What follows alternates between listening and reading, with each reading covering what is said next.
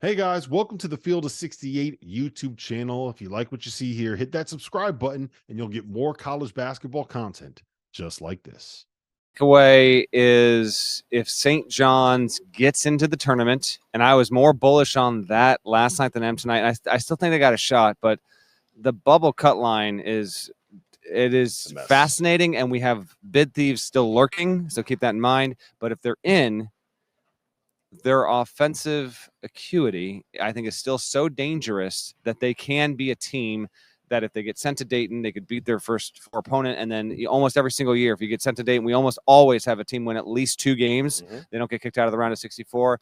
I think that's a big thing because the defense is just, and some of it's UConn. The game was insane. UConn had 1.41 points per possession. St. John's was 1.30. Like St. John's had about as good of an offensive game as you could possibly ask for. And they probably would have beat all but 3 or 4 teams in the country tonight. They had to play UConn there. But I would have encouragement if I was a St. John's fan that if we get in, right kind of draw, they are playing well. And you even saw with like Jordan Dingle playing as well as he played all season long. That's a key development. Jenkins was really good too. I would, no doubt about it. I would lean St. John's only because UConn just did more of what we've seen. If you want to, you guys take it from here in terms of you had Spencer go for 20 points, 9 assists. Tristan Newton again. I mean, 25 points, 9 assists. To have 2 guys have 9 assists in a high-level game like this, I thought was ultra impressive. But it was just more of the same that we've seen with UConn. To me, St. John's was the bigger takeaway. I completely agree.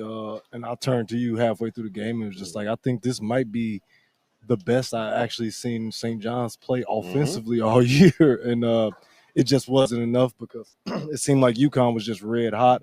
They couldn't miss for 3. Tristan Newton got it going early. Cam Spencer came in and joined the party. And keep in mind, they did all of this, just about hit 100 points on St. John's tonight with multiple guys in foul trouble. So Klingan got 2. I think Sampson got 3 maybe in the first half, and a couple other guys got in foul trouble as well too. But, I mean, UConn just can beat you in so many different ways, even when they don't have their rim protector in and they're not stifling teams defensively. They got guys that can carry the load. They can make plays. They can make shots. They're just going to be a tough out all around. Yeah, I think for me it was that you kind of saw a little bit of what you have to do to be able to beat UConn. Like we were talking, it was something we've been talking about over on Press Row quite a bit throughout this week is what do you do? How do you do it? How do you beat UConn? And if you look at the teams that have beaten them, it was Seton Hall getting really physical, getting their starting center hurt and getting them a little bit on jet lag, coming back from Seattle, and Steph Castle was not right yet. So they got, I don't want to say they got a little bit lucky, but that was like a fortuitous moment in their schedule. Kansas was 9 for 14 from 3 and played at home. And Creighton was, I think, like 14 for 29 from 3 and played at home. So it's, you shoot the lights out, you hope that their NBA guys aren't really all that healthy, and then you kind of go from there. I think what we saw with St. John's is if you want to run with them a little bit, you can probably run with them a little bit. You get Klingan in foul trouble, and that's what St. John's did. Now the difference was when Tristan Newton is playing like that and Cam Spencer is playing like that, it's just, what are you going to do? They basically have 2 point guards. They're 23 years old. It's just one thing after another, and then you even got like small stuff where if you're not dialed into UConn a ton, you don't realize. But Jalen Stewart has been improving, and Samson Johnson, they just have guys that, like, even if you get lucky and you have a rare off night from Newton and the shots aren't falling for Spencer and Klingan might be just, at a B- level, the other guys are going to step up and play. They have a way about them that their ceiling is higher than anyone in the country. Houston has been rated as the best team, but if UConn plays at its best, no one's going to beat them. And they can, to me, they are adaptable in terms of, yes, they're more than willing to play you in a race Jerel to 90, for no doubt about it. But if they get caught up against an elite team like a Houston or a team that wants to, really try and keep it in the low 60s, I still have the same amount of confidence that they would find a way to get it done because they can play flashy, they can play aggressive, they can play dirty, they can play physical, and they can adjust. And they're really good out of time. They have the entire package. Let me tell you about our newest partner for the month of March, Splash Sports, the home of certified community competition, where you get to play against your friends and not the house. Whatever game it is that you are playing, from survivors to tiers to pick X, the safest way to play for real money without the hassle of having to track down deposits or worry about payments is through Splash. They have partnered with PaySafe, the best deposit and payment system in the world, to ensure that money stays in safe hands and is delivered to the right places. To join the Field of 68 Survivor Madness, click the link in our profile below and join in. Entries are $5 a pop with a prize pool of up to $4,500. Winner take all. All right. So I want to ask you guys this. We're going to get to an interview with Dan Hurley here in just a second. I want to ask you guys this about that first game. I can't remember a college game in this building that had the level of like juice and excitement that first half did. It kind of waned off a little bit in the second half because UConn was able to hold St. John's at arm's length a little bit. But between Hurley and Patino going at it, the technical fouls, the fans going at it, the two families over here, like the Hurley family, they are lucky that they put Bob Hurley Sr. in the second row, because I thought he was ready to jump over there and go at the guy that was sitting front row over there.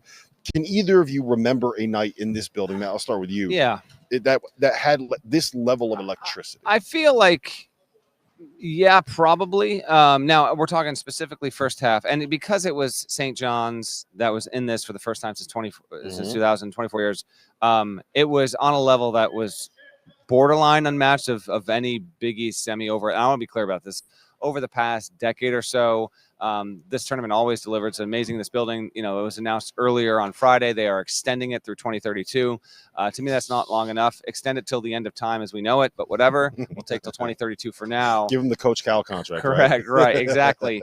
But between, and I got the guy's name, this friend of Patino's. His name is, someone sent it to me, Tom O'Grady. He's from Louisville, apparently. And, yeah, that was a whole wild scene.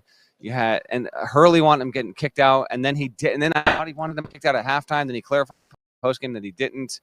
It was just a little bit of everything. But I will say this: I wasn't surprised UConn had more fans than St. John's, but UConn had like 4 times as many fans as St. John's in this building, and I didn't think that it would be at that heavy of a ratio. And even Patino said afterward, he said, "Listen, when I was at Kentucky in the '90s."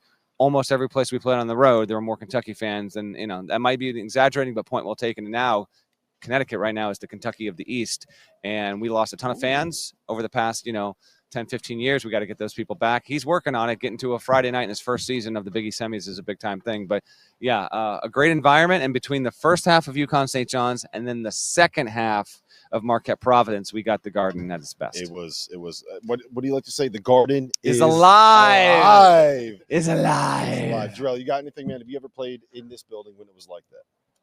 I have, and I'm fortunate enough to be old enough, to remember the days where this building gets electric. Number one, like you said, St. John's is good. Patino's done a great job this year. That's a special feel for people in New York. But I'm also old enough to remember when Syracuse was still in the tournament. I'm old enough to remember when you're dating yourself now. Georgetown was really good in the tournament, and making deep runs every year as well too. And even the UConns, just they've always been up there, and even in my day. So it's a special place. It has so many different rivalries and different coaching legacies and things like that. But tonight, this was really cool to see, because obviously the charge was just led by the sideline more than anything, than even the players on the floor. But all of those guys in the building kind of fed off of it, man. And just what a great environment, man. It's just fun to be around this. And, these type of nights, you just don't want them to end. Yep.